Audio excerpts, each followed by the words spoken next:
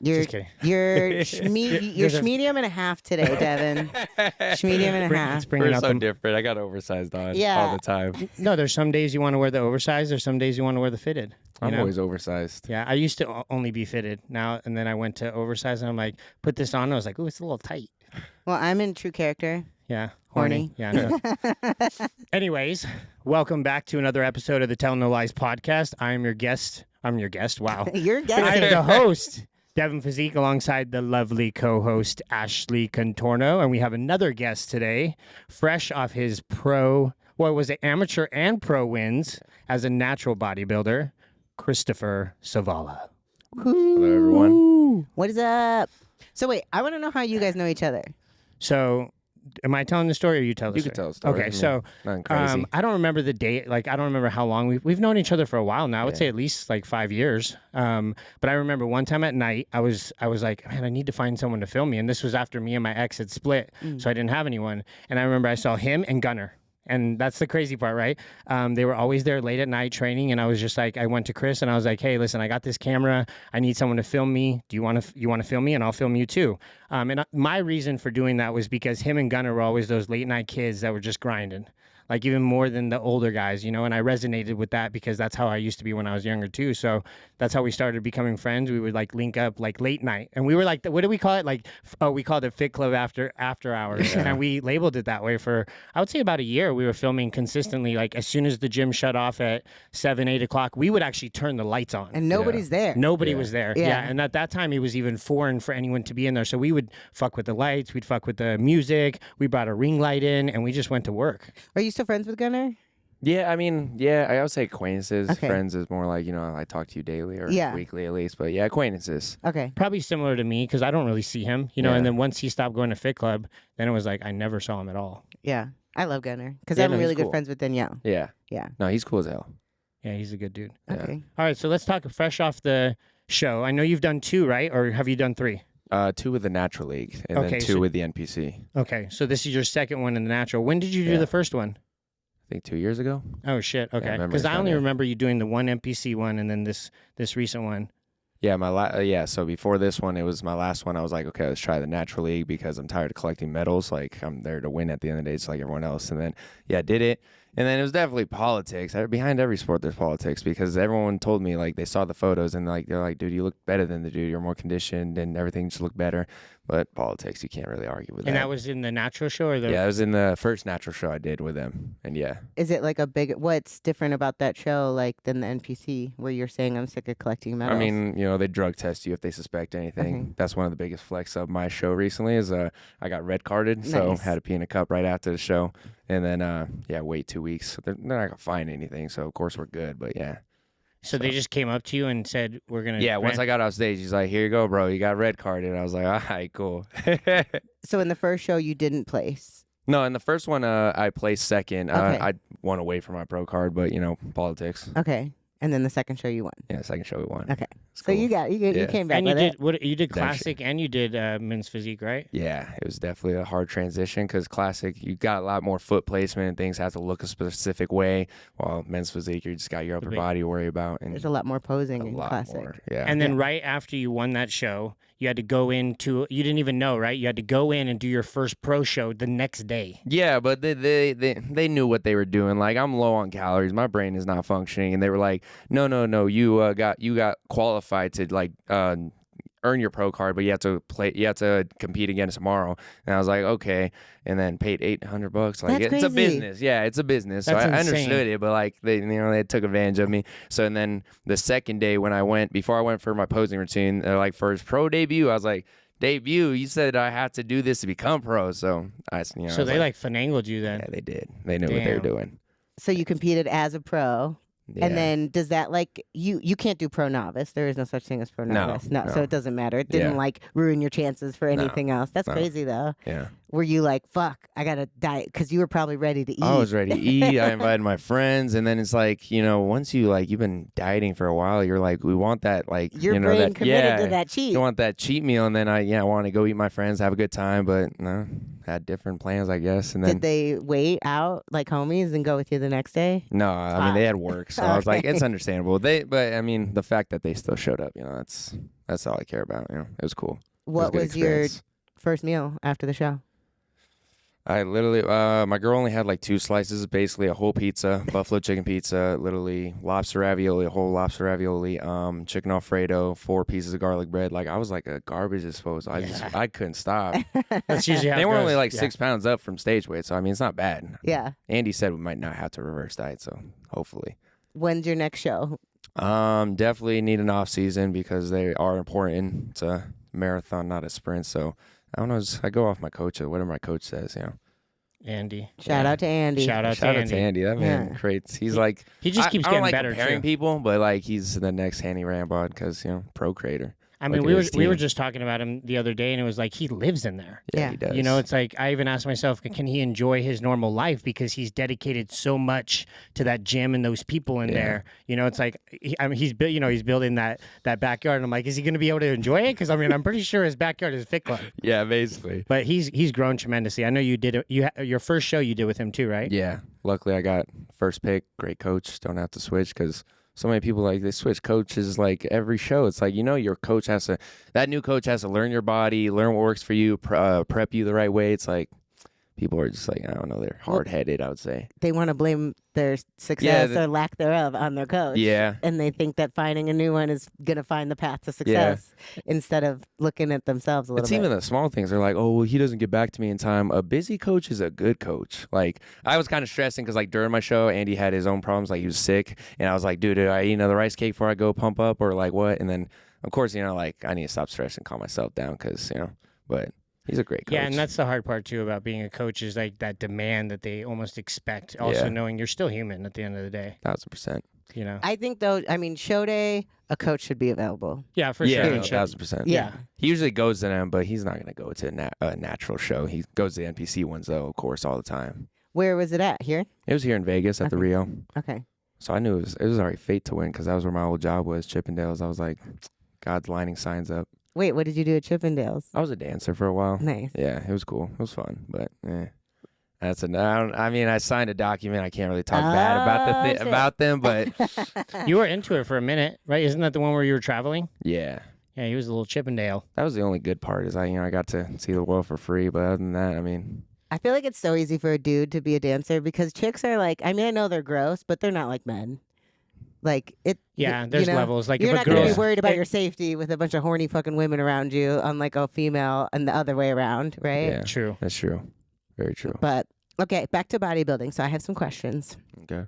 because I alerted him so that he wasn't surprised that my husband died from bodybuilding. Like, oh, gotcha. Just so you know. Yeah. At least we know. I wanted to No curveball. preface that. So I'm really interested from the perspective of someone, because when I did bodybuilding, I did natty shows too. Mm-hmm. And the league that I did, everyone got drug tested. It was like a part of your entry fee, which is pretty cool. So then it's like you're all on the same playing field. But because to me, I feel like natty bodybuilders get no recognition. Like no matter how good you are, Yeah, we don't. you could be the best natty bodybuilder in the fucking world and no one knows your name. How does that make you feel? It does suck, but it's like, compared to just people who are enhanced, like it's just much freakier, much entertaining to watch. Just like with any sport, like, a lot of people, pro athletes, they're juicing, whether we want to admit it or not. It's like, it's just much more entertaining to watch. So I understand it. And it's one of those things like you can understand, but you can't hate on it because you understand it. Like, so, it's whatever, Yeah. Celebrate by myself. Do you feel like there's like a stigma almost of like people just waiting for you to change your mind about your natty status? Or like is that like a big question? Like, oh, cool, you did it as a natty. Like, when are you gonna go on juice? Like, is that a common question? I you feel get? like that's the main question. But I already talked about like I do have plans of hopping on, but of course I want to do it the smart way, the right way, and then just play it safe because you have kids 16, 15 hopping on juice. Like, dude, you're gonna be destroyed while you're like 30, maybe even earlier. How old are you? I'm 25, so I think it's like the perfect time is what they say, because your testosterone starts to lower at 25. Yeah, because I was telling you too. I mean, I started when I was 20, you Yeah. know, and so 5 more years of, I mean, you've been putting in work, bro. Yeah. You know, like I said, since I've met you, I've even seen a collection of people in there talk shit about you. And I'm like, what are you talking shit on? Because he knows how to put in work, you know, and that's the thing that I've always loved about you, bro, is the fact that you put in work. Anyone could talk shit on you, but you're in there the late nights doing all the shit to get where you're at. So I can only imagine you take some trend in those veins, like I said, what you're going to end up looking like. Yeah, no, it's going to be exciting, and I appreciate the compliment. But yeah, I get that. Yeah. I am proud of you, though, because I think it's so easy in today's day and age, especially living here in Vegas, which is the fucking land of bodybuilding. Yeah. It is so tempting. Like I told you, Just I own a get gym. on. I Yeah. see high school kids all the fucking time hopping on, and I'm like, Yeah. what the fuck are you doing? Yeah. And it's just like, it is so easy, but really the long-term consequences are just what people are blinded to. They're not even thinking about it. And whatever happened to like maxing out your own natural strength potential? Like I did that in powerlifting. I was one of the best natural powerlifters there was, like bench records, all this shit. And once I got invited to my first pro powerlifting meet, I was like, I can't be the only bitch not on gear. Yeah. So I'm doing it. No, it's definitely hard, especially with social media. I mean, to this day and age, you can't sweat like other people on social media, because this world just wants instant gratification. Like they don't want to, take the time, put in the work, and like build a foundation. They just want that instant gratification. That's all it is. And then, I mean, I listen to other bodybuilders, and sometimes, yes, I do have the like, I want to hop on because like what Phil Heath and Jay Cutler, they won the Olympia like 26, 27. So like I even told Andy like last time I saw him, I was like, do I feel like my time's running out, like to, like go pro and hit the Olympia stage? But he's like, dude, shut up. You're 25. Dude, muscle maturity is a real thing, though. No, it is. Yeah. 1,000%. Yeah. Yeah. I mean, you look at like Brandon Hendrickson, he's 37, almost 38, and he's going right now to try and win it. Yeah. You know, Jeremy Buendia, he's coming back. He's an old little fuck, and he's doing it, you know? So there are definitely people there. Ferguson, there's plenty of guys that are like old still, and you're like, damn, you're 40? Yeah. You know? Yeah. So, you definitely are early. Some of these dudes are 25 and they're dying, Yeah. you know, and you're not even starting yet. Yeah. Yeah. So there's the plus with that. I love that. Then I you love see that. people like Anton, dude, 21. Yeah, the exactly. youngest So, IB pro. so when did he start? Yeah, no, probably early as hell. Yeah. Yeah, like 15, 16. Yeah, That just blows that's my just fucking crazy. mind. I mean, I think, okay, so like Devin and I are in our 30s. I'm like closer to 40 than 30. But like when I was your age, people weren't doing drugs. Like when I was 25, really, people weren't, not at the rate that they're doing them now. So I can only imagine what's going to happen like just in the fitness industry 10, 15, 20 years from now, like all these people that are kids doing fucking drugs, like it's not a big enough sector of the population to make a meaningful difference translatable to like the whole population, but there's going to be like an overwhelming amount of people that are going to fucking die early. Yeah, for Period. sure. Yeah, it's just so normalized now with social media and just in general. I don't know if you saw my story yesterday. Posing on the turf, this big dude, like he asked me to film a video for him, filmed it, and then he saw me continue to pose, and then he's like, hey, you getting ready for a show? I was like, no, I just got done, bro. He's like, well, dude, I have Winstraw, Anadrol, like, what do you need? Loud as hell in the gym. I was like, bro, like, Oh yeah, I saw you, chill, like dude. people just normalizing that's it. crazy. You're Yeah. you're in the middle of a public gym yelling it out, like, what? Yeah, there's the stigma is gone. It is gone. It's crazy. Unless you're in a commercial gym, probably not. But in any kind of private gym where there are bodybuilders, it's just like fucking Sharps containers in the bathroom. Yeah. Yeah. For real. I feel like that's with a lot of things though too, that it's just now, like even social media, now everyone's doing it. Yeah. Yeah. You know, so I think every year that something gets more popular, more people are, oh, he's taking steroids. All right, I'm going to take it too then, you know? Do you follow Generation Iron? I don't. It's, I followed them recently on Instagram, I think. it's like a bodybuilding nostalgia page where they have a lot about the sport, like up and coming things, whatever. But it's basically like a fucking obituary now. Every week they post bodybuilder 29 years old and Dead. blah blah blah, dead. Bodybuilder 54 years Yeah. old and blah blah blah, dead. Dead. Yeah. Just every fucking day people go, oh no, here's another one, here's At another least they're one. acknowledging it Yeah, Yeah. that's what I say. because the shows aren't. Fucking A. Yeah, it's crazy. I'll never forget. I just want this to be said publicly. Sorry, and then I'm going to get off my high horse about how much I hate bodybuilding. The week my husband died, some dude passed out at a show on stage. Backstage, he died, and they kept the show going. That's crazy. Fucking took him out the back in an ambulance. Motherfucker died. Jesus. And they kept the show going. And it was also around the same time that guy on the football field had a cardiac arrest and passed out. Oh yeah, yep. And they stopped the fucking Hammond game. guy, yeah. And that changed the outcome of the entire NFL season. But he didn't even die. I know. Yeah. And then they got motherfuckers like, oh, on to the next. We got the night show. Yeah. Just throw them in a bucket. We're on to the next. Did you buy your Business at ticket the end of the in? day. Yeah, they just care about money. His family doesn't get a refund even though he died. Straight up. Yeah, right. Fuck. So like, even though I'm doing the sport, like, cause my girl, she asked. I mean, now I told her she should do it just because, like, I feel like just doing a prep. Like, I mean, she's gonna do it naturally, of course, but like doing a prep, like, I feel so like refreshed after it, because after not doing it for 2 years, I was falling off track. Even though my girl and my friends were like blowing smoke on my ass. I don't like that shit. Like, tell me the raw truth. I can handle it. I need that. And yeah, so I just fell off a little bit. Was slacking on social media, not doing as much as I know I could do. And after the prep, dude, I feel alive again, bro. I feel dangerous. Like, I'm back on my track. I'm back on doing things that, yeah, I need to do. But I'm always like, I always tell people, I'm like, dude, like, unless you're really passionate about the sport, don't do a prep, because like it fucks with your hormones. It's rough. Like, it's a sport, you know, that's like around health, but it's so unhealthy. Yeah. So unhealthy. How was it for your guys' relationship while you're in prep? She's a trooper, and I mean, shit. If you could survive a prep together in a relationship, then yeah, that's good. It's a strong relationship, because I mean, I would have my mood swings, and then on top of that, I was like doing a prep, juggling 3 jobs, 4 including social media. I was constantly busy, constantly lacking sleep, 16+ hour shifts. It was rough. So Yeah. I give her props. She's good. How long have you guys been together? 3 years now. Shout her out. Shout her out. Shout out Gabriella. So speaking of your jobs, you're a fucking hustler. Yeah. Like, even when you talk, like, so I asked him to send us a voice message, like a little bit about him so I could make questions. And like, just the way you talk, you're to the fucking point. Yeah. You're like, I could tell time is money for you. And I also like, people tell me all the time I speak too fast. I don't know. I'm just an energetic like type person. They're like, dude, slow it down, or how much caffeine you on? I mean, I'm on a lot of caffeine, but like, I'm just a naturally fast speaker, I guess. Yeah, you're enthusiastic about the things that you talk about. Exactly. yeah. But you're also like on your shit. Yeah. Yeah. No, So you 1000%. talk fast. I like it. And Yeah. I picked that up right away. So how do you balance a girlfriend, bodybuilding career, 3 jobs? So you operate a photo booth. Yeah. You work at Encore Beach Club. Yep. You do social media. Social media. And then what was the other one? Personal training online. Personal training. Yeah. And then prep itself is a job, like everything you got to do for it. So I was like, and then I flexed a lot. People probably got annoyed of it, but I didn't care. That's a flex. Like, everything I was doing, I still handled it. And to be honest, I tell people all the time, there's no balance. Unless you're one of those people who want a basic life, basic stuff, like, there's no work-life balance. It's either you just got to do it and figure it out along the way. Do give your best every day. And, you know, some days you win, some days you lose, but yeah, give your best. I mean, there's definitely no balance, but somehow found a balance for everything, but not even necessarily. I was just doing it. Yeah. Just finding a way. Yeah, it's finding a way, I bro. like that. I like that philosophy. There is no balance. Like, if you want to be fucking successful, like, if you want a boring life, there's your balance. But if you want to do epic fucking shit, it takes epic fucking feats to do, and that can't be balanced. Yeah. I really like that. Exactly. I like that. I'm going to use that as a clip.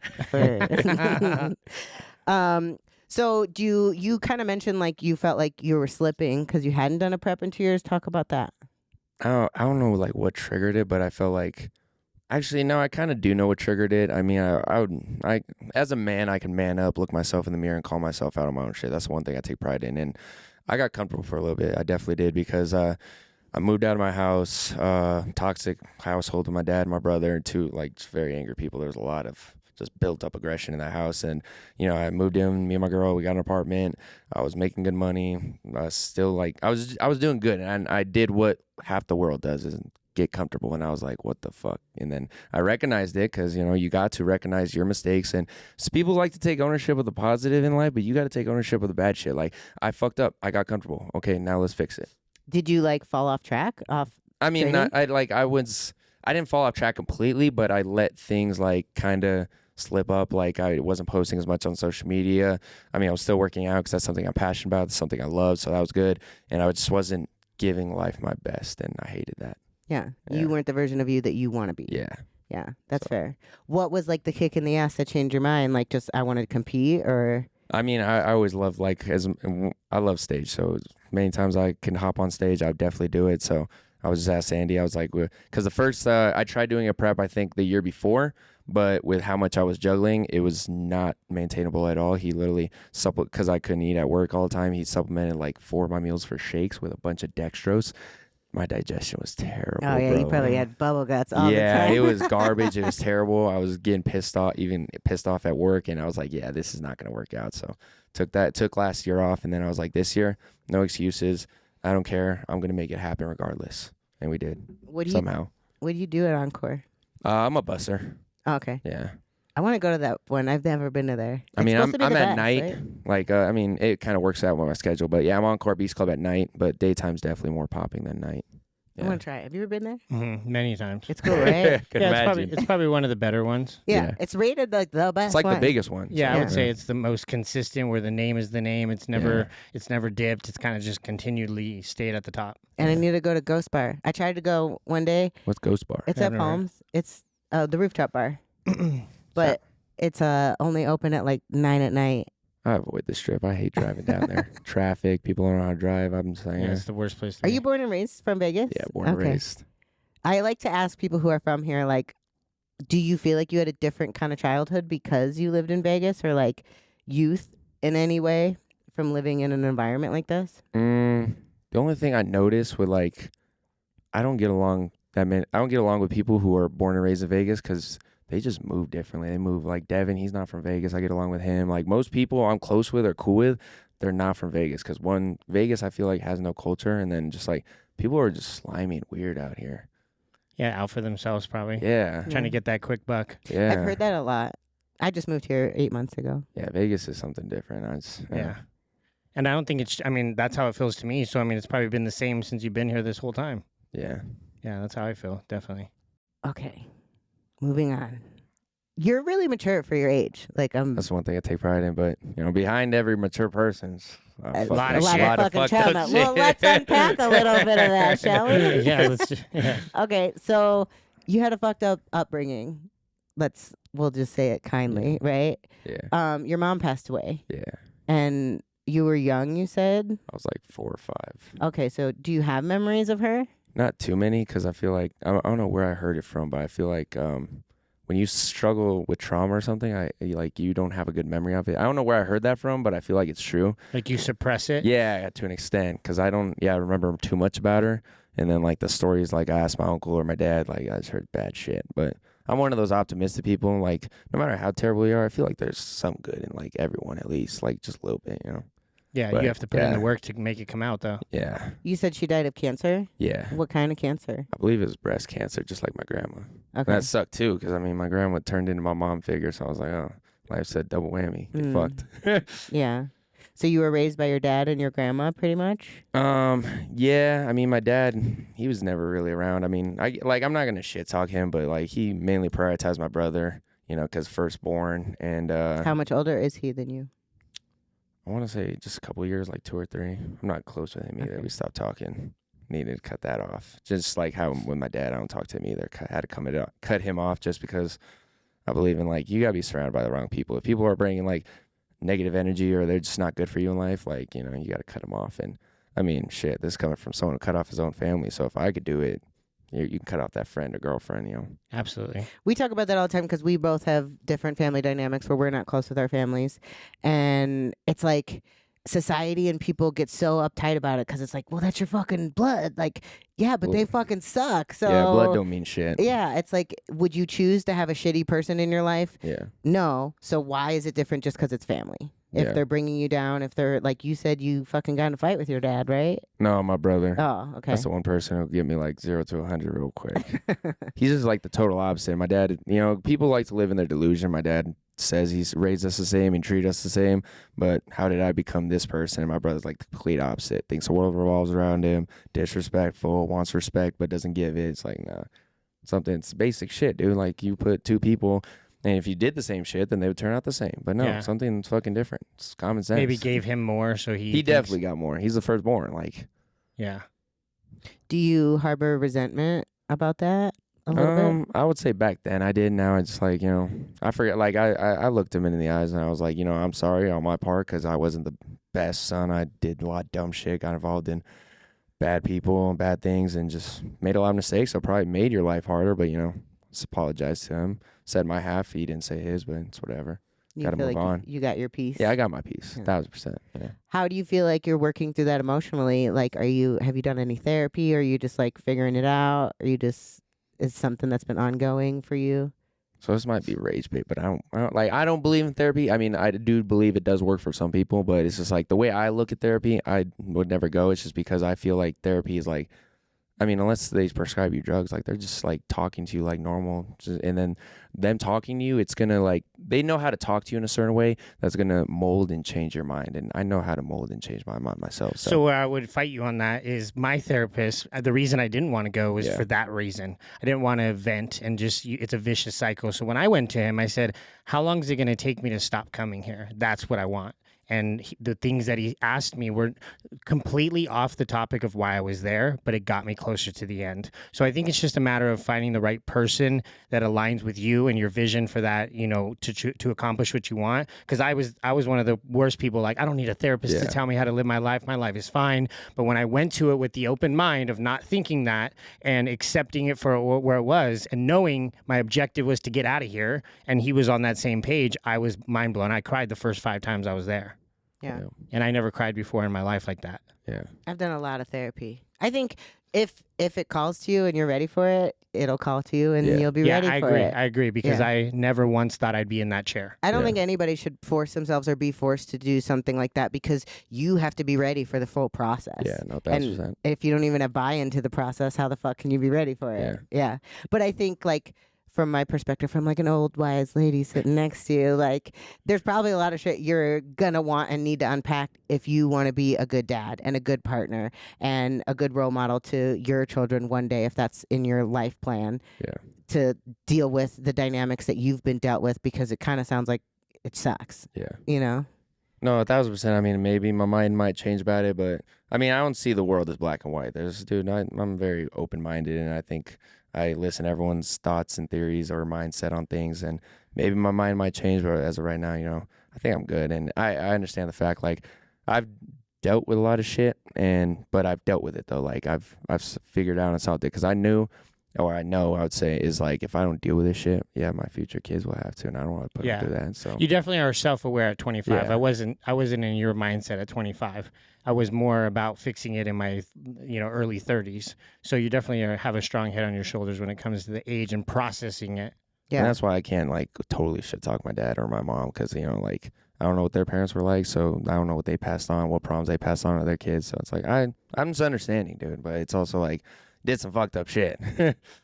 Yeah, that makes sense. But when were you doing fucked up shit? When you were a kid? Yeah, teenage, middle school. I mean, but I was I just didn't know how to process emotions, so I was just doing dumb shit, getting drunk all the time. Do you think that was reflective of your mom not being in your life, or where was the drinking habit that you Drinking had? is definitely my mom, because the only stories I hear, she was an addict, an alcoholic, didn't take care of us. She's always in debt, always borrowing money, shit like that. Gotcha. So So it was deeper than just her passing. Yeah. Yeah, that makes sense. Because I know I've seen your stories, and you are very expressive when it comes to stuff like that. But I didn't know too much about the back history of your mother and the negative influence. Because I can see I almost relate you to like NF. NF. NF. His mom died from popping pills. Yeah. And so like I see a lot of you in him. That same type of there's definitely anger in there. I can feel it, but it's like an anger you're trying to get out versus an anger you're holding in. If that makes sense, Yeah. That's why I always like your stories, because they're very passionate. Yeah. Very passionate.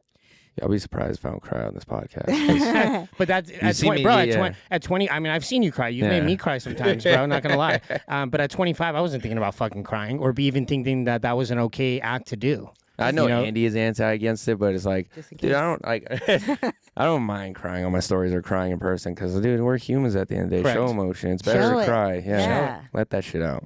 Yeah. So, okay, do you feel like your parents let you down? I won't say it. No, I don't. I feel like I don't even know you. I feel like your dad fucking let you down. Yeah, to an extent, yeah. He did let me down, because he was just mainly prioritizing my brother and prioritized everyone else, because my brother, I prioritized my brother the whole life, paid for his schooling, fucking went to his football games and supported him. Didn't really support me. And then when he was out of the picture for a little bit, he had a girlfriend, literally brought their family into our house without telling me, and then freaking prioritized them. And so everyone was always prioritized against me. I don't know why, but I was gonna say, do you know why you were singled out from your brother versus you guys getting the same type of treatment? I don't know. That's a good question. I don't know. Yeah. That's crazy. I mean, I guess I could say the same thing. My dad's not in my life, right? Yeah. But he has 2 kids, and he's present in theirs. Why? But I don't give a fuck. I don't Yeah. care. Yeah. You know. But to me, I would say I would never be able to live my life knowing I had 3 kids, and one of them I just pretended. And then for me, I'm the oldest. I'm his number 1 kid, so Yeah. it's flip for me. Yeah, it's crazy. You know, can you go about your daily living knowing that you're not being the right father to someone that's out there you haven't seen since he was 5? Yeah. So it's the same thing. It'll never make sense. And I think the quicker you can get to the reality of it doesn't fucking matter is better. Yeah. Yeah, he even prioritizes the 3rd child. And yeah, See? fun fact, I have a 3rd child. See? Like, he's out in Arizona. Like, it was a weird situation. Like, I guess he had a coworker or friend that wanted a baby, helped her out, and then Helped her out. Yeah. He said, here's some semen. Yeah, I'll fuck you. and then yeah, he's out I think in Arizona and just cares more about him. But I'm chill at the end of the day with it. Like, it's cool. Like, everything I went through turned me into the person I am today. So I'm blessed for it. Yeah, I agree with that. Yeah. Absolutely. If you were to get married, you said it's Gabby? Yeah, Gabriella. Gabriella. Yeah. If you and Gabriella were to get married, would you invite your dad and your brother to the wedding? I don't know. I'm definitely not my brother, but maybe my dad. But I don't think so. I don't know. Because even like with when it came to high school, like I kind of did a fuck you because they didn't think I was going to graduate, but they also didn't give me credit. I was juggling 2 jobs doing high school, and it was a lot. And then yeah, they were like, "Oh, you're not going to graduate, you dumbass kid." And then graduated, and then they were like, "Oh, when's your ceremony?" I was like, "I ain't fucking going. You're not going either. Fuck you. Don't deserve to go. You didn't believe in me. Why the fuck should you show up?" Yeah. That's just with anything. Like, people want to fucking doubt you throughout your whole life, but then they want to be there when you make it, and they want to join the celebration. Yeah, fuck you. that. Fuck No, that. you got to catch Yeah. me on the way, Yeah. not just at the end. When was Yeah. the last time you talked to your dad? I mean, he'll text me every now and then. Like, recently, just ran out of nowhere, texted me a fucking Facebook article saying, "Oh, fucking protein powder's bad for you." I'm like, "Do you just believe anything you see on the internet, dog?" That's some like old people shit. Yeah, like, that "Well, is. Facebook told me so it's true. Yeah. Not even like, hey, how you doing? Yeah. Just here's some protein power. Stop myth. checking up. I mean, that's his way of saying I'm thinking about you, I guess. Yeah. No, because even before, like, I called him out on his shit because when he would text me, I mean, I guess, yeah, like, he was trying to check up on me, but he's like, "Hey, how's the dogs?" or "How's Gabriella?" How the fuck am I doing? Like, ask me that. But I guess that was his way of checking up, but I was like, nah, I'm done. I feel like at some point there's like they feel embarrassed by their behavior that they don't just know how to come out and apologize. It's almost like the pride is more powerful than anything. 1,000%. Lives in his delusion, doesn't want to accept his mistakes, and it's like, bro, how is a 25-year-old more mature than you? I accepted my mistakes. I fucked up. I made your life harder. I told you that. But you can't accept yours. That's why I say it all the time. Age is just a number. Maturity is a choice. Yeah, absolutely. So who has been like your influences, like role model wise, as an adult then? I don't know. That's a good question. I mean, I listen to a lot of podcasts. Like, I don't know. I take philosophy and like ideas from a lot of different people, like Jay Shetty, Alex Hormozy, David Goggins. Like, I just get like, I was never surrounded by role models, so I had to, I guess, find role models. So I just watched a lot of podcasts and read a lot of books, and that's where I learned how to like shape my mind, turn my mind into what I wanted to become. Yeah, just a little bit. And then of there's this. other people I met along the way, like, my coach, other people, just acquaintances, friends, like people. I like picking people's brains, kind of. Yeah, Because like I said, world's not black and white. It's I like hearing everyone's thoughts. Yeah, like absolutely. a little buffet. You can just take a little bit I of what think you that's the want. best way to learn, though. I Yeah, mean, even when in 1,000%. bodybuilding, I would take someone's and go, "Oh, I don't know if I feel that's best for me," and then I go, "Oh, I like this. Okay, I'm gonna take this piece. I'm gonna take this piece, and then build my own." Yeah. Because like even like It's the best way to learn. you remember Sean, the dude who used to come to the gym, like him and David were like the 4 a.m. club. Maybe vaguely. Well, he lives out here in Vegas, but Sean, like, I like listening to his stuff, but he's also like a very black and white person. But I feel like, there's gray areas, bro, But I listen to him. He's still good. Has some good topics and mindsets on things. So I like it. Yeah, it's good to just listen to a bunch of different people and Yeah. soak it in. Yeah. So what does like your sleep schedule look like? Yeah. Do you sleep? Yeah. Every day's different. Like some nights, none, 2, 3. I mean, but also it's like people want their 8 hours of sleep, but you don't need your 8 hours of sleep, dude. 4, 6, you're good. Like, Don't say that to someone who's over 35 because I need my 8 hours. yeah, no, I mean, I feel it. But When I was yeah. your age, I could fucking hustle. Yeah. No, I mean, I have my moments where I get tired, but also it's like the mind is strong. You say you're tired, your mind's go like it triggers your mind and think you're more tired than you actually are, and then you hit a certain state. So it's like your words are powerful. You got to be careful what you say. Saying I'm tired, saying I'm exhausted, like that's just, it's gonna fuck you up more. Well, you are like what you believe. Yeah, exactly. Yeah. But yeah, it's just very different. And you don't have time to be tired anyways. Yeah, that too. That's another thing. You just don't got time for it. Yeah. Yeah.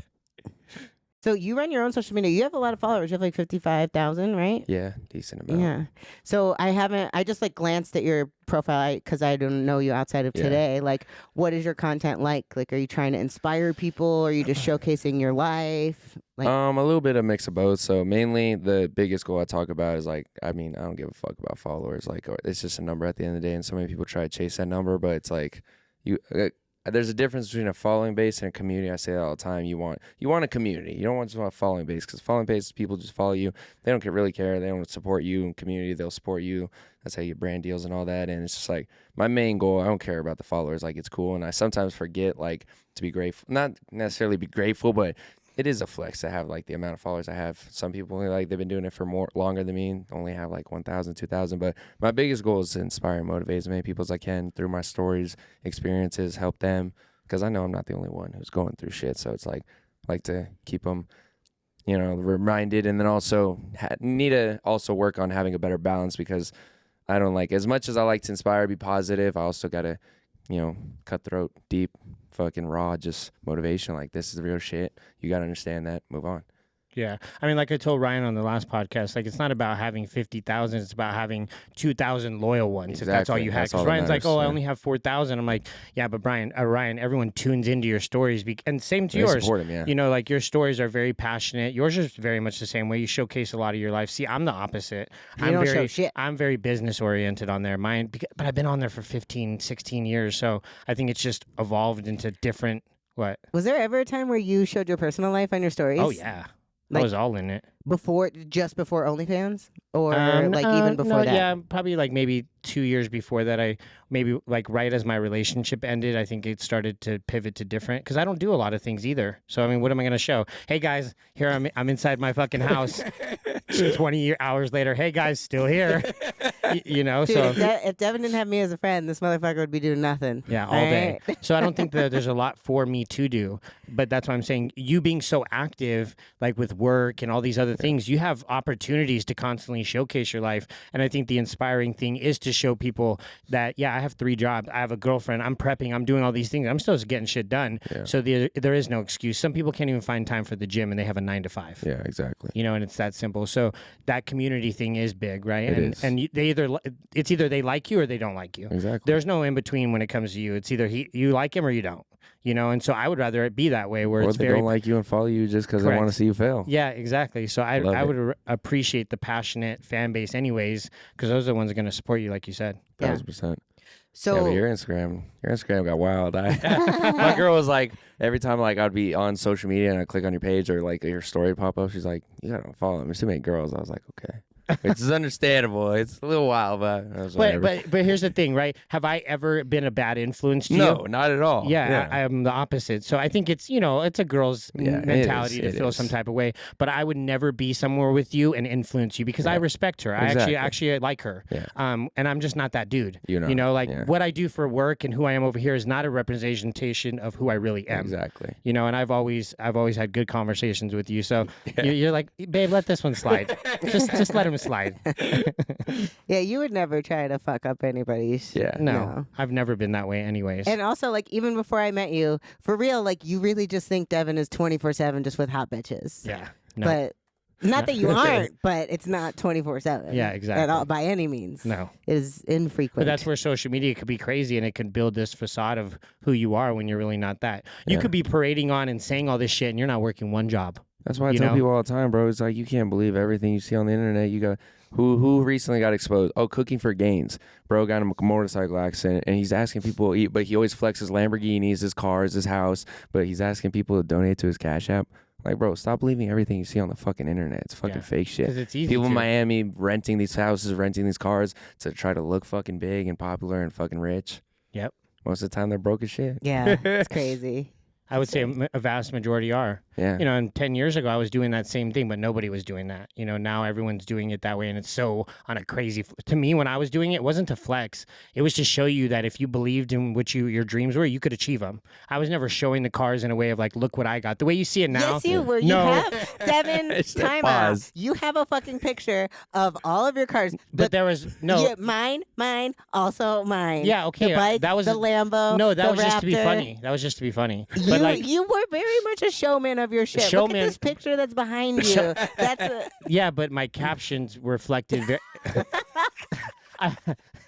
My but my captions made me humble. my captions were inspiring people that, hey, listen, if you have a dream and a goal, you could achieve it if you believe it. I say, fuck yeah, show your shit. Own it. Like, But I'm not sitting there going, I got this by selling fucking courses, baby. Like, you know, no, just, you weren't a douche about it, but you were very Oh, much, yeah, I was- look at me and look at the shit that I have because it's cool as fuck. As you should. yeah, no, I'm not saying I wasn't doing that. I'm saying I wasn't doing it in a cocky way. Yeah.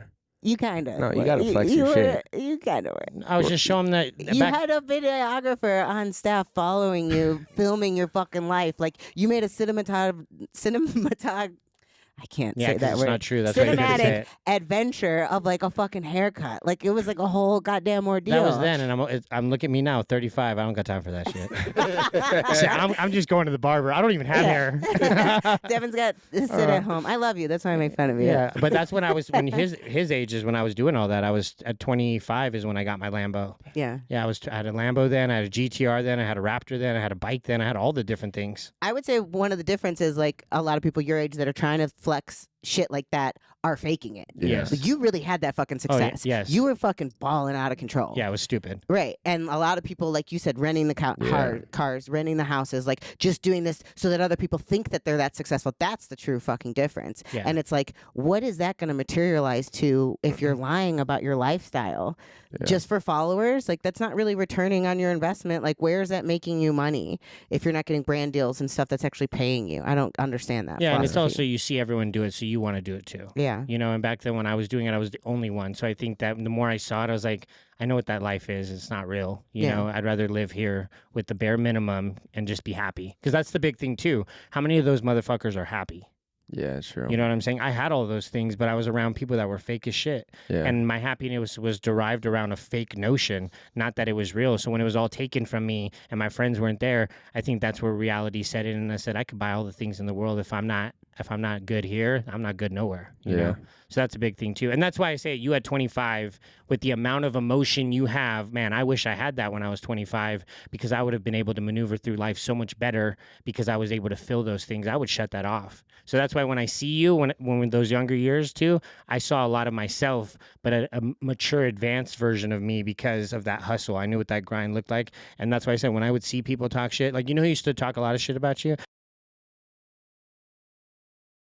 My God, bro, he was the biggest shit talker. And I'm like, why are you always talking shit on him? I knew it, bro. I got that Always. vibe from it. I don't know why, Always. bro. There's just people that are still But he insecure finally saw little me a new fucks. tag. I don't know if we're cool now, but you know. Yeah, Hopefully, I don't it's- have He beef probably with talked him. shit when you walked away. Yeah, Probably, yeah. Some know people why. just don't change, and that's what I'm saying. I always had your back because I see the person you are, and you're reflecting that. She's impressed by you over here, and I'm like, see, my intuition. I'll was be right. honest. Like back then, I was kind of douchey. I would, No, always but I have my think- shirt yeah, off. So but- I understood the but shit talking, but I get it, but you were 20, 21 years old. Like, I used to be like that too. Be proud of yourself. You also were natural doing all those things. I wasn't natural at 20 years old looking the way I look. So I think if you understand it and you appreciate it, you're not going to look at it and go, oh, this kid's fucking a stupid idiot or whatever. I never saw it that way. You know, I also was doing it like you too, though. And I wasn't worried about other people's opinions. Yeah, And I think that's a shouldn't. big thing too. You say what you say, you don't give a fuck about what people Exactly. say. And that's why you are who you are. That's one big thing I struggle with social media. Though is like feeling like I'm like, of course, like I feel like I'm ahead, but I also feel like I'm just like late to the party, and I should be like way more ahead. Cause like, of course, like I'm not talking about the fake flexers, but like you, bro, like you were doing a lot of shit when you were my age, and it's like I feel like I'm fucking far from where. Yeah, but it doesn't mean you still can't get it, right? Gary Yeah. Vee talks about how, a lot of the times just because you're 40 doesn't mean it can't start then.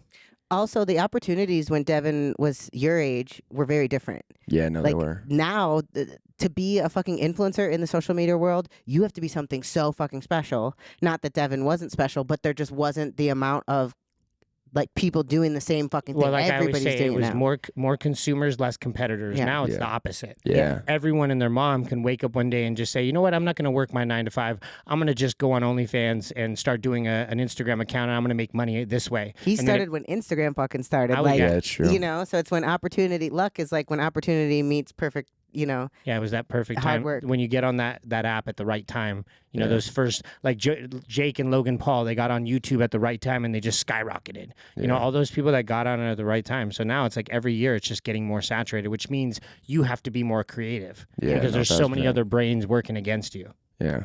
So right now, obviously your goal in life is not to like continue to work 4 jobs Yeah. and do bodybuilding. Like Yeah. what do you see for yourself 5-10 years from now, or just like ultimately as a human? Like what are you working towards?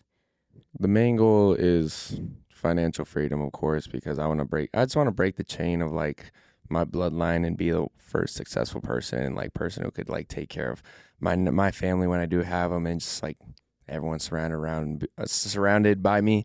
I just want to make sure everyone's taken care of, and like with goals, like I talked about, I do want to own my own gym, even though it's getting very competitive out here.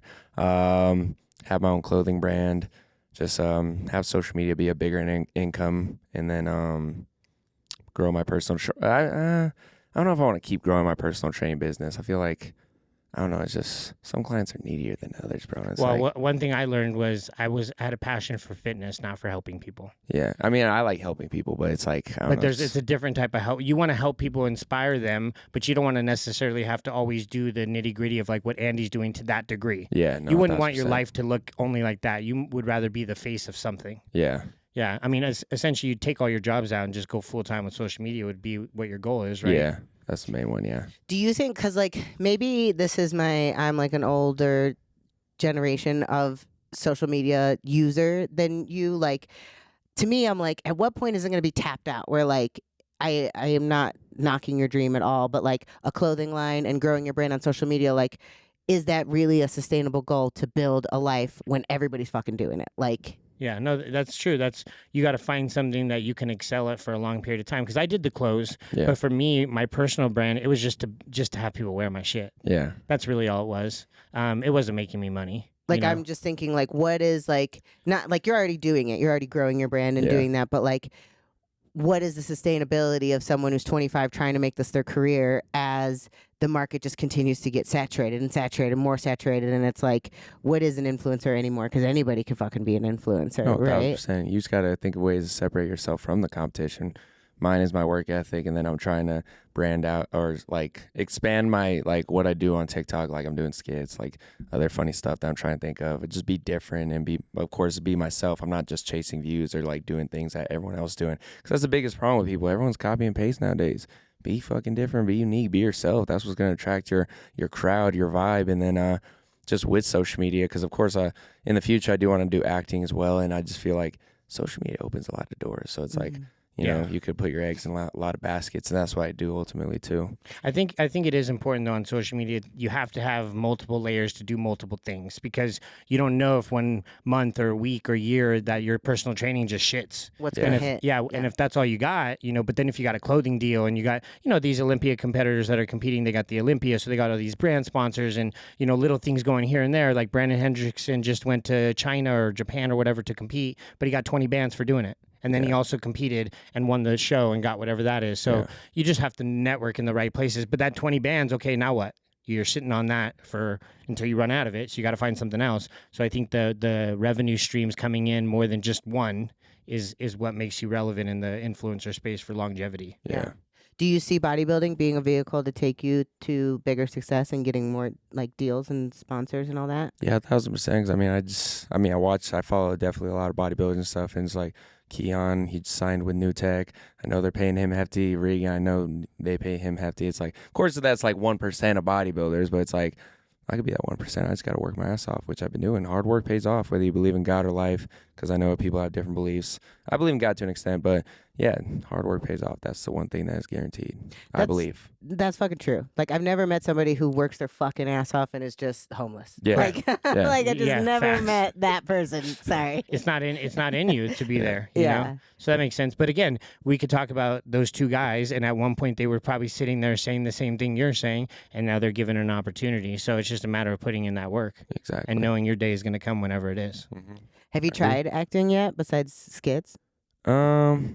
No, just kind of skits and just like, yeah, skits, I would say. I feel like you totally got the look. Like, you could be like, You don't think the Chippendales helped you and like you being Hell in the no. Oh no. Hell You said no. hell no. If anything, it like after leaving it, I had to basically like kind of rebrand myself, block a bunch of people, unfollow a bunch of people, because like everyone, of course, like with our looks, like of course it comes with the territory, like you're gonna get sexualized, but it's like I just want to rebrand myself once I left them, so I had to like fix my social media up, rebrand my name and stuff, because I didn't want to be associated with them. I even told people like, don't ask me about them. I'm not interested. I don't care. Like that was sold me. It was fun. It was cool, but yeah.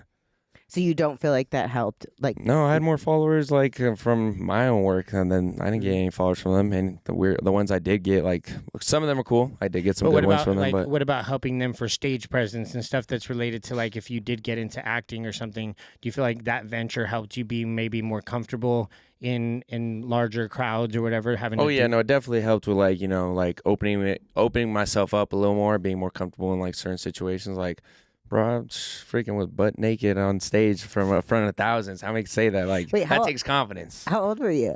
I got hired on 21, and I stayed till I forgot how many years I was with them, but I stayed for a little bit, for a little while. It's like the Vegas version of going in the army. It's like Yeah, The Vegas version of going in the army. yeah. 21. Better Well, start working at Chippendale. you know that Gavin was a Chippendale. yeah. No, I didn't. He used to be a Chippendale That's too. hilarious. Yeah. That's I how I mean, got hired. Yeah, from Oh, see? Gavin. From He got- Gavin? Yeah, he told because I think probably the manager texted him asking for people because they always need people because I mean like the smart ones of course leave because they're like I'm not getting paid. Fuck this. Yeah. And then he told I guess the manager hit me up and then I went from there. You don't make a lot of money doing it? No. Really? Yeah. I would think the opposite. Right, you're a show on Vegas. You bring the people in, but no. No. Do And you they're get expanding and stuff. I'm like, bro, pay your people. do you get tips? No, they No. say that during the first before the show even starts. The dude's like, you cannot tip the dancers, even though these women like they had tips ready, like they were ready, but they wanted to keep it a show, not have it raunchy or anything like that. And I was like, oh, okay. That sucks. Like that's why I still do the photo booth because I still make money there. Like I made more money there than the actual show. Because you can get tipped. Yeah, I get tipped. The photo booth is you're just taking pictures of like the dudes with chicks. Oh no, I'm like the model, and we just take photos you're with the dude. chicks. Yeah, So you were probably looking good then up there when you were shredded. yeah. But I was also like less, More pissed off. less tolerant to shit. Because I mean, you hear the same jokes every day. I look like you. I look better than you. People trying to fight you because you're giving their girl a beat. Like, bro, people are so insecure nowadays. Like, it's just crazy. So I was less tolerant. I was like kind of snapping back a little Let's talk bit. about that. What does that look like at the booth? I didn't know there was some fighting going on at the Yeah, booth. people like Jesus. Dude, yeah, I mean, well, they're drunk, so you offer them a girl B, they think you're hitting on them, so it's like they try to fight you, square up. But of course, like we usually aren't able to tame it down, but like it's crazy, dude. Like it's a beat. It's my job at the end of the day. There was a TikTok that blew up. It was like 2 years ago, and this dude was like filming. He's like, these fools thought my girl was gonna fold, and I was like, bro, you're a joke. That's crazy. Because your objective is just to get people to take Even photos. like the girls, like sometimes they'll just take the bead because they want that like I don't know what the word would be. They want that attention or like like they want to feel like validated or something. Like they want I don't know. It's weird. That makes sense. But that job also opened me up more. And I was like, bro, it's like one of my coworkers told me something. He was like, when I first started, because I was a little shy, he was like, bro, you're like in a world full of NPCs and you're the main character. So like down there, I'm just goofy as hell, just fuck around. Like I get paid to be goofy and mess around. It's funny. Be yourself. Cool. Yeah. So it doesn't really feel like. I mean, some days it feels like work because it's slow, but it doesn't really feel like work. What does your girlfriend think about it? I mean, she doesn't really mind it because like she knows at the end of the day it's a job. But she's like she'd rather like even when I was doing Chippendale, she'd rather have me at Chippendale than the club. Which is understandable because, like, she worked in the club, so she knows how the industry is, bro. Like, somebody's fucking somebody, and then you're constantly around girls in bikinis, and then you build connections, build friendships, and it grows. But I tell her all the time, like, I'm not like other people. I know you've been in the club and you understand it, but I'm there for a fucking check. Like, I'm not even there to make friends. Like, if I make friends, cool, but I'm there for fucking money, bro. Yeah. That's all I'm focused on. Yeah, and there's things you can control and there's things you can't. Like that, she can't control that, so why worry about it? Yeah. She got to put your faith in you. Yeah, exactly. And she knows me as a person, so if, like, you know that person, like, you know how I am. I'm not going to do that dumb shit. Yeah. There for money, that's it. You're so mature for 25. I I appreciate that. That's the one thing I take pride in. Is, you are. Would you, like, change industries, not industries, but like instead of having all of these kind of part-time jobs, maybe get a full-time job like as a gym manager or something, like immerse yourself in the industry since that's something you want to do anyways? I mean, I tried applying at New Tech, but I guess, I mean, they usually have girls at the front desk, so it's understandable. But I mean, I might talk to the owner again just because I do want to be involved in the industry a lot more and just make connections. Because my biggest problem is, like, since I talk so much at the photo booth and social media, it's like I'm kind of very disconnected outside, so like I don't really socially network or connect, which I need to get out of the habit of, because connections are everything nowadays, bro. It's not about what you know, it's about who you know. Correct. So I need to start being more vocal and talk more. I need to get out of my shell in that way, I guess. Like at the gym, like to other people? Yeah, at the gym. I mean, you ask Devin, you see me, I kind of look usually pissed off. I'm locked in. Yeah. You got that I'm surprised when RBF? people come talk to me. Yeah, that's true. You have to know. You have to know him to, Yeah, to exactly. socialize with you. Yeah, no, that goes a long ways, knowing people and the connections. I mean, some people get all these things just because they know It's someone. all about who you Yeah, fucking because I mean, I didn't have that many friends at Chippendales, but one of the cool dudes that I was cool with, he was like, dude, this man would like get paid to do photo shoots. They'd fly him out. He would also like do like these small movies, but it's like a stepping stones. But like he got, I wouldn't say he got lucky, but like he's like, dude, I met all these connections that, like, you know, I was doing blow with this dude, and you always like connected, and then, you know, I got this opportunity, that opportunity. So like connections are sadly everything. Because that is the pros to being in the club too, is you could make connections. Yeah. You know, and obviously you're smart enough. Like, your goal is to make money. It's not to connect yourself with an opportunity to do something deceitful or whatever. It's opportunities to get yourself out of that place into something that's more efficient for you. Yeah. So utilizing that could work to your advantage. Plus, I feel like working at the club, it's more of a risk for women. Women are more getting themselves like, 'cause they you gotta as a flirt, busboy. dude. I don't think a chick's coming up to you and go, "Hey, busboy, come here, take my number." I used to No. work in the clubs too. They weren't fucking telling me that, but the girls at the bar, the girls serving the drinks, those are the dudes that have the money. So all they got to do is like, here's this, come be with me. Yeah, and that's the thing too. Is like, I mean, it's a two-way street. Like I tell her all the time, it's a two-way street. Like I'm not the most the girls hear out of me, the what do you call them, the cocktail waitresses, the most they hear out of me, what do you need? That's it. And then I continue, like, I'm sprinting at the club. Like, I work my ass off. Everyone knows me as the fastest one. And yeah, like I said, I'm there for money. And then I feel like it's more like, yeah, the girls, because my girl, she was trying to get back in the club.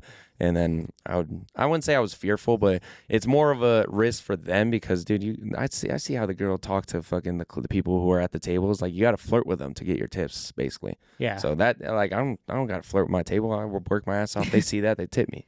Yep. Yeah. But of course, like, you talking your tables, you could earn tips that way too. But like I said, socially disconnected, and I don't want to talk. I'm here to just bust my ass and do my thing.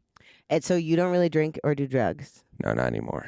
That part of me was, Tell us what you're smoking. Tell us a little bit about that.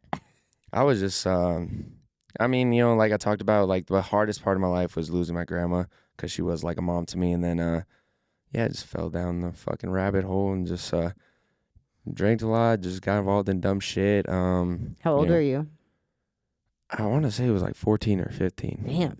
Like I said, trauma, I feel like suppresses your memory, but I think it was around that age. And my dad, like I said, he was mainly prioritizing my brother, but I mean, he didn't even really give us advice or anything. He was just like, it's kind of like I had to figure it out myself. And young kid, I don't know how to deal with emotions. What's a substitute? Alcohol, because it suppresses your emotions, and you're like on cloud nine while you're drunk and shit. And I would get drunk, like where I would black out, not remember things, and just. Were you going to school still? I was still going to school, but yeah. How were you getting alcohol? I had older friends. Okay. Everyone, always have. And see, this is a plugs. crazy question that I would ask you, because I always say, like, I don't understand how people use those types of things to cope with situations. So what did you feel about drinking? Because to me, if I drank right now and I was poured with emotions and I started drinking and I'm drunk, I'm just drunk. I'm thinking about something else now because I'm fucked up, right? You are diving into it for whatever purpose, and that I've never been able to understand that. So elaborate with me on what it did for you and why you related so much to wanting to drink every time you felt some type of pain. It just, yeah, like I said, it just suppressed the emotion. I feel like it also, because my mom, like like I said, the bad stories, she was an addict, an alcoholic. So I feel like that kind of took over. And yeah, it suppressed my emotion. But like the day I changed was like when my homie, well, I mean, there's multiple things that made me change. But I remember one time, because my homie would tell me the same thing. He told me at one time, and it just hit like, he told me, he's like, dude, like I noticed like once you're drunk, like you're vibing, you're good, and because I'm not thinking about it. The emotions are suppressed, but like he's like, when you start sobering up, you get really fucking like depressed and just sad, and yeah, you change. Like it's like that. But do you think it's like, see, like as you're saying, it's like a cycle that just goes back. You feel this greatness of being drunk and not having to think about that. So that's what it is. You're drinking and not thinking about it anymore. About it. You're suppressing it to that. Okay, that makes sense, which would validate why you would do that now. Yeah. Like the thought of whatever you're feeling, as soon as you drink, it's gone. Yeah, exactly. That's exactly what it did for me. Do you feel like when you sobered up, so you really haven't drank since then, really? No. Okay. Yeah, I don't really drink. I mean, it started back up one time at like Chippendales, and then yeah, I had one of the dudes call me out. He's like, bro, he's like, put it down. I was like, okay, yeah. Do you But feel it's also like that job produced alcoholics too, because like you get 2 free drink tickets at night, and those drinks are strong as hell, bro. And it's like you're doing that show every night, like yeah, and then guys are of course cashing in their freaking tickets, so it's like that job, yeah. drives you to drink? It makes you, it turns you into an alcoholic, because most of them are drug addicts, alcoholics, and then it also makes you comfortable. So also that's why I got out of there too.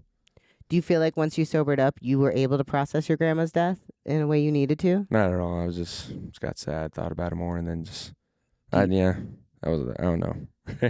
I'm like, we're about to therapize your whole life here. Yeah. Do you still feel like you go into those states of feeling whatever you were feeling back then in the present? Like how far along in your journey? Like obviously at that point it was drinking was the solution. Yeah. So now we're out of that phase, but do you still have the emotions of feeling those things? And what do you do to not resort back to drinking again, if you still have them? I just built like a strength to like, because I mean, addiction it was fucking hard to quit, but you have to want to change in order to change in life, just like anything.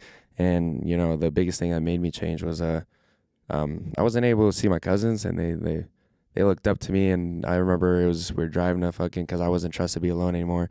Driving to Cali, was with my cousins and my uncle, my aunt, and then we passed the prison, and my uncle was like, hey, look, kids, that's where Chris is gonna end up, dead or in jail over there, if he fucking keeps doing the same shit he's fucking doing. And it just sucked. I couldn't hang out with my cousins, even though they looked up to me, and I was being a bad fucking example. And that's what made me change ultimately. But now I just know better now. Like I don't want to be like my mom. I don't want to turn into her or be like her in any way. And I guess that mainly drives me away from the factor of it. And it's crazy enough now. I feel like that's why I progress or excel in the sport, is like I'm able to really control my emotions. So it's like, especially during leg day, like in the sport of bodybuilding, you got to take your mind to a dark place, especially when you're like 3-4 weeks out. Like you got to take your mind to a dark fucking place. And I am able to now use that as like motivation, energy, because I grew up around negativity. So now I could use that negativity as fuel to the fire. And we talked about this. Remember I said when I go to the gym, I don't go to the gym for like fueling my fires for something else. I go there because I love it. But you've turned in this like negative habit into something where you're reverting that negative energy into positive energy to fuel your workouts, which is crazy to think about when you think of it from that perspective. Yeah. And then, yeah, that's all it was changing one bad habit and switching it for a good one. The gym definitely saved me in many ways. Now, do you feel like you resort back to those feelings of like with your mom and your grandma and those feelings you have? Do they come very often, or do you feel like they come in waves? I feel like now that I'm in a more positive environment and like I'm surrounded by love and just a lot of good things, I feel like it just doesn't pop up anymore as much as I was living with my dad. Negative environment, terrible environment, full of negativity and anger and all this other things. But I feel like now that, yeah, it's just like I'm in a better the negative place. energy was bringing it around. I feel constantly. like it's like kind of off now, and it's good. And it's like I said, I just have a good control about 1, my mind, and 2, my emotions. So it's like I bring them out ultimately on purpose just for gym sessions if I need it, because I feel like I do excel more and do better when I think about negativity. Well, it's a good way to look at it when you turn that, like I said, turn that negative into a positive way. Because I've even seen you use it in your stories to give examples of for people that maybe are looking at your stories that need that motivation. Yeah. So it's a good way to look at it. Yeah, I know a lot of people in the powerlifting world who come from like trauma and abuse, and they use that as their fucking rage bait to get them to do a heavy lift. And I'm like, yeah. Maybe I'm not Whatever. traumatized Yeah. enough, but I can't go to those places of like my worst fucking memories of my life before I go hit the heaviest lift of my life. Like, but I could see how other people can do it though. Yeah, if you can turn that in and fuel it, If I shit, could, yeah. you probably PR'd that That's why I day. say your mind is your strongest weapon if you can learn how to use it to your advantage.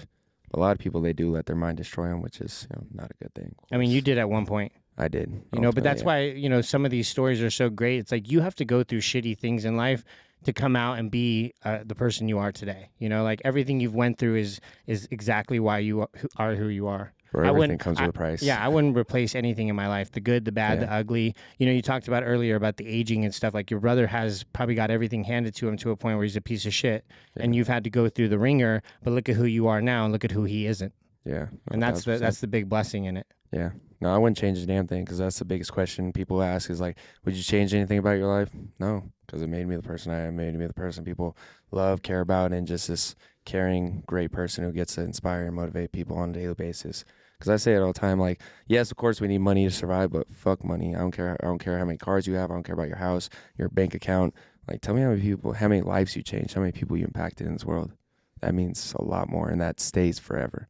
Yeah, absolutely. We'll let you blow your nose. And then is there anything else you want to like tell the audience? I mean, I feel like you left a lot of good pearls and gems. Or is there anything else you want to say to the listeners? I know you got a good motivational thing for us. I'm trying to think. Get it in. Let me see. Give us a good motivational hook. Damn, I know, on the spot. I have to think about that for a second. I know. Can we come back to that? Is that possible? Well, that's it. That's it. Oh, that's We're it. gonna outro. Okay. I just want you to know, like, I guess anything in this world is possible.